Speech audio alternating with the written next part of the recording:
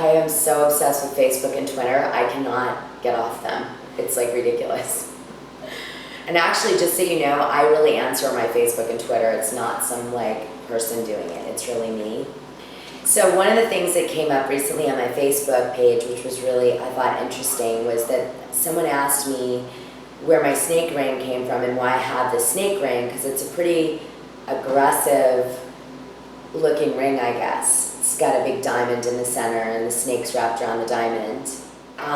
When my mom passed away, I inherited her engagement ring that my dad gave her, and I wore it for many years without, just in the regular band that it existed in. One day when I got pregnant with my son John, I decided that I was going to do a snake ring. I don't know what my obsession with snakes was at that time, but it really was like an obsession. I love snakes.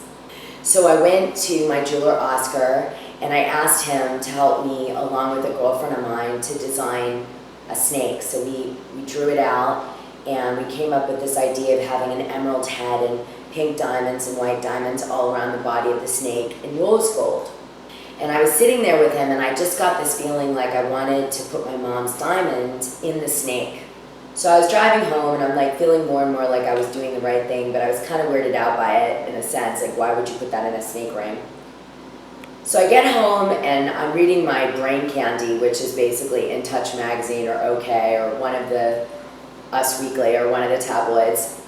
There was an article that Asprey had been launching a snake line of jewelry, and that they were planning on donating a bunch of the jewelry to Angelina Jolie because she's so close with her children. And what they said in the article, it was so weird because it was the same night that I actually decided to do this, was that the snake signifies the relationship between a child and the mother. And it's the connection that exists between the baby and the mom.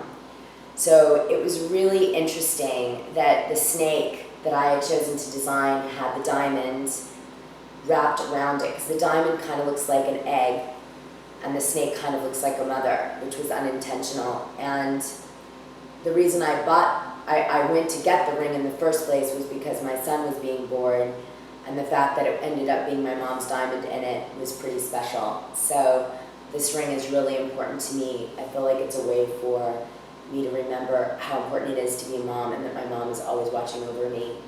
So I have this really cool tip that I want to share with you on the topic of jewelry. Probably my coolest tip, honestly. So I always wear this. This is my diamond heart. It was a present for my fiance. I love it. The reason that I have problems with it, though, is I always get hair, ew, disgusting, on my chain. I don't know what it is with my hair, but it gets caught in jewelry all the time. So I found this really amazing trick, because forever I was like, how do I get the hair off? Plus it takes forever to get it off. And some people burn it off, but actually it'll ruin the coloring of your jewelry if you do that. And it takes forever to snip it off. So this is my new red carpet thing that I learned, and I'm really proud of it.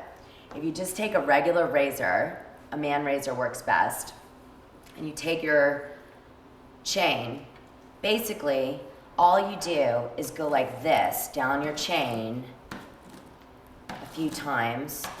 It doesn't damage the jewelry, or it hasn't damaged any of mine, and it essentially cuts all the hair off. So you then have a clean piece of jewelry with no hair on it. And see how fast that was? It only took like less than a minute. All you have to do is clean your jewelry really quickly and be ready to rock the carpet.